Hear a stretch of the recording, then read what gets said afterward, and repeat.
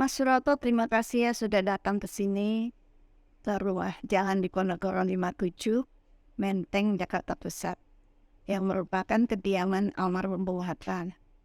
Sudah lama Bung Hatta di rumah ini dari tahun 1942, kemudian hingga akhir hayatnya tahun 1980, beliau wafat dan disemayamkan di rumah ini sebelum dimakamkan di TPU Tanah Kusir.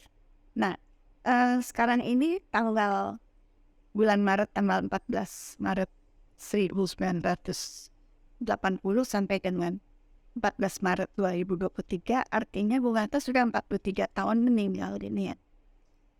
Belakangan ini di surat-surat kabar, pemberitaan, media sosial, media cetak, media tayang itu membicarakan tentang koperasi.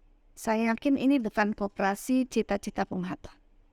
Karena Bung Hatta ketika sebagai mahasiswa, saya lupa memperkenalkan diri saya, Halida Nuriyah Hatta, putri ketiga dan bungsu dari almarhum Bung Hatta. Jadi kenapa saya sampai minta Mas Suroto berkenan datang kemari, karena saya tahu Mas Suroto ini ahli koperasi. Dan sebetulnya dosen ekonomi ya dari universitas. Ya, saya cuman praktisi mengajar, kebetulan kemarin juga di UI. Ya justru itu, sudah mengajar tentang koperasi. Kemudian ketika kita membicarakan koperasi yang di mana masyarakat akar rumput itu mengembangkan ekonomi mereka, itu referensinya adalah Mas Suroto, dan Mas Suroto kembali kepada pemikiran ekonomi Bung Hatta, demokrasi ekonomi.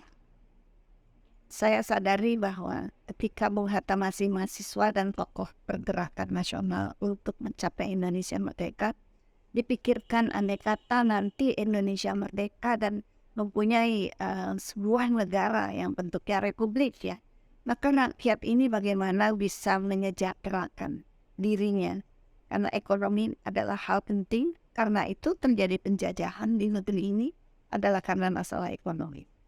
Dan saya melihat bahwa pekerjaan rumah itu belum selesai sampai sekarang, sudah 43 tahun belum selesai. Dan sayangnya koperasi itu diberi image yang buruk. Saya melihat bahwa terjadi praktek-praktek kegiatan ekonomi, bisnis yang memakai baju koperasi, tapi bukan koperasi. Maka itu saya merasa perlu untuk kembali ke dasar.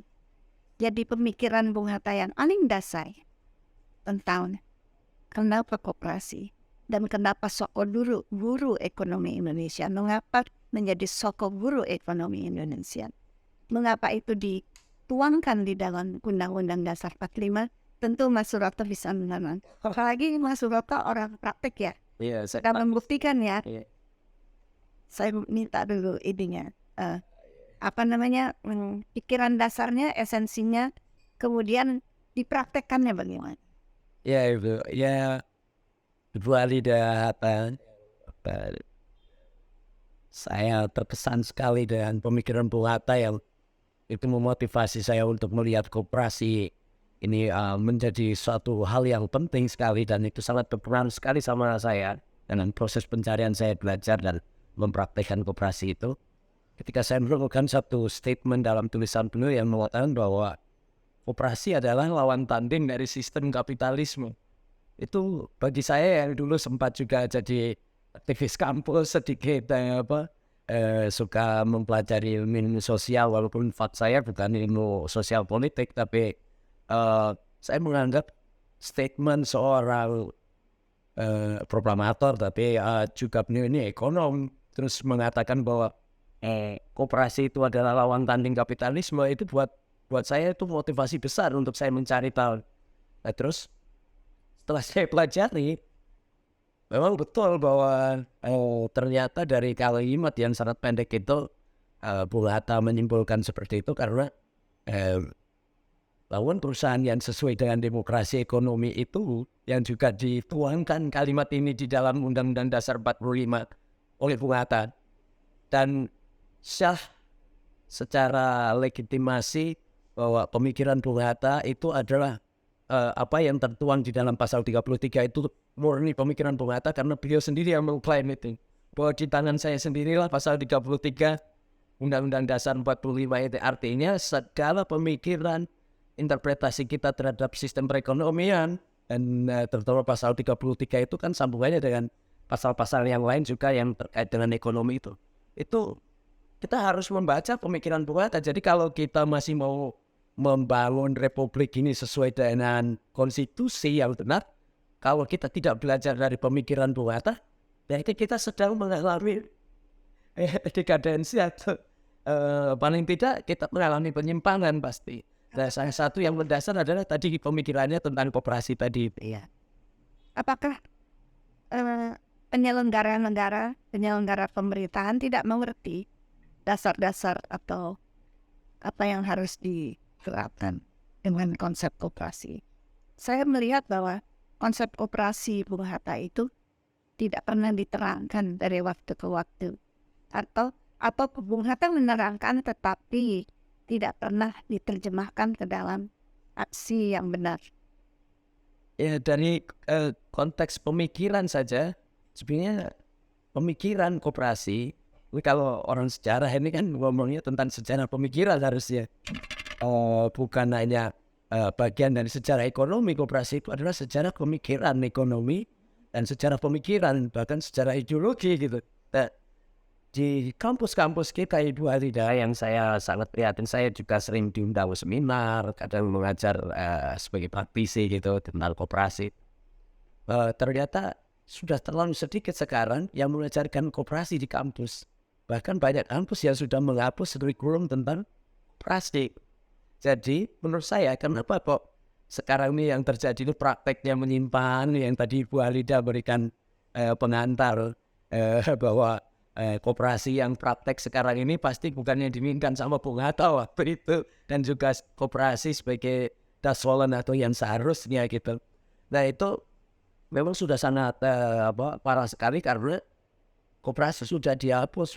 Saya katakan koperasi di Indonesia kenapa tidak berkembang? Menurut saya Ibu itu karena sudah diaborsi sejak sebelum masuk pikiran.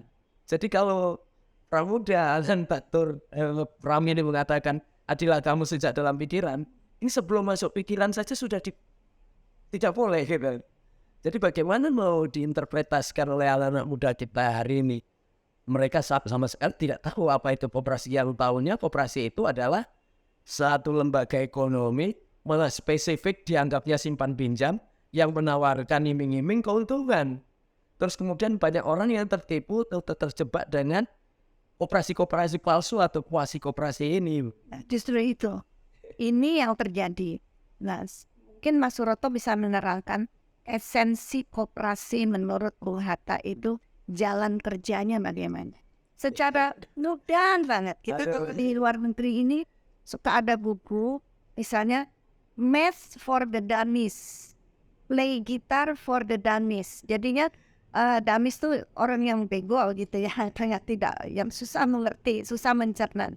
Jadi ambillah kita sekarang pengertian yang paling dasar koperasi, bagaimana harus dijalankan. Tapi dijelaskannya secara semudah-mudahnya dalam waktu yang ringkas mungkin Mas Suroto bisa.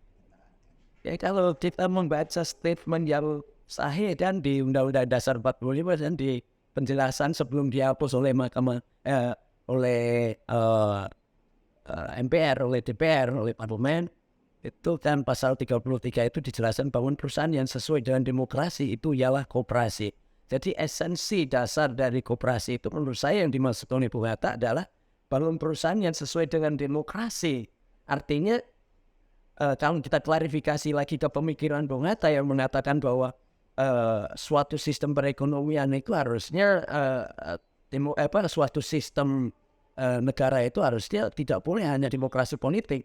Bahkan di beliau tegas sekali, demokrasi politik tanpa demokrasi ekonomi itu akan menghasilkan autokrasi.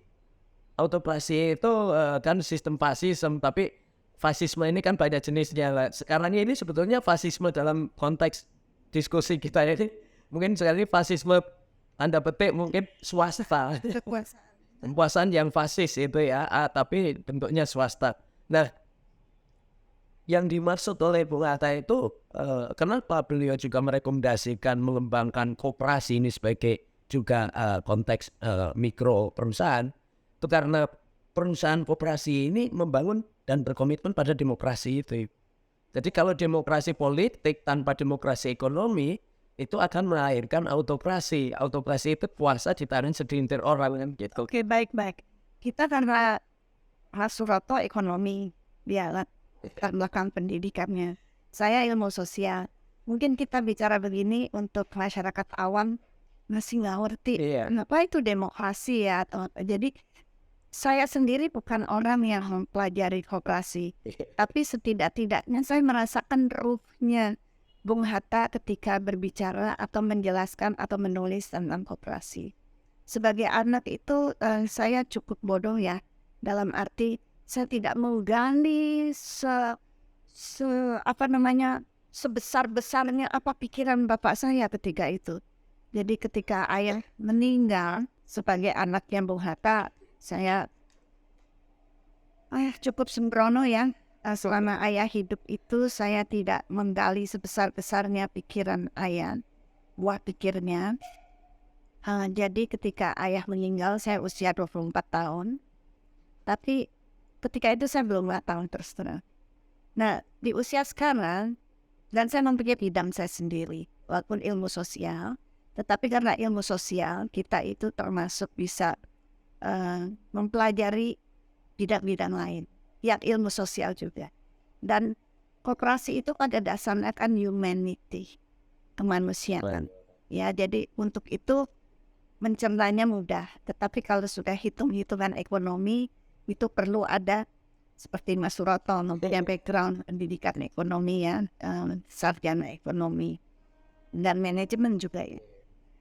Dalam hal ini saya melihat bahwa koperasi itu menjadi satu solusi bagi masyarakat yang ingin memperbaiki hidupnya.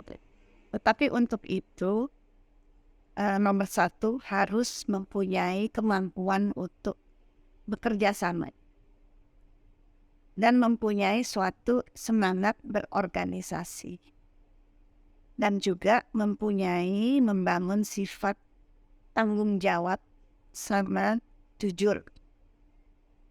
Mau bekerja sama, jujur, mau tanggung jawab, bekerja keras, dan juga ketika terdapat keuntungan, maka itu ada yang dibagi di akhir tahun yaitu sisa hasil usaha dan ada yang diinvestasikan lagi. Dan satu hal yang penting adalah integritas. Jadi harus mempunyai suatu rasa loyal atau setia kepada organisasi yang dibangunnya, yaitu perkumpulan koperasi ini. Sehingga kalau nanti di luar ada jualan yang lebih murah dari harga di koperasi yang ia bina bersama teman-temannya, maka ia harus bisa mengatakan kepada diri sendiri, saya membina ini seperti bayi saya yang harus kita tumbuh kembangkan bersama untuk menjadi suatu wadah dan kegiatan ekonomi yang kuat. Jadi kalau ada yang banting harga di sebelah sana, ya sudahlah, kita belum sampai sana atau bentuk ekonomi, kegiatan ekonomi dia beda dengan koperasi itu. Jadi kalau saya ambil mengerti, koperasi itu seperti mutual growth. Jadi tumbuh secara bersama dan kita melihat sampai nanti jadi buahnya. Jadi bukan instan. Saya melihat bahwa karakter budaya dari kebanyakan masyarakat kita itu maunya yang instan, tidak mau bekerja keras, dan tidak periksa, tidak teliti, tapi mau dapat hasil, mau yield, mau meraup keuntungan atau hasil yang secepat-cepatnya. Karena itu saya melihat sebagai orang awam ya, saya bukan orang fakultas ekonomi ya, itu MLM itu laku banget. Tapi akhirnya ada orang yang memang bisa maju, tapi ada orang yang uangnya hilang dan dia tidak bisa mengumpulkan kelompok. Sedangkan di dalam koperasi itu ada aturannya, ini yang merupakan simpanan wajib dan ini yang sukarela, dan semua ada perhitungannya.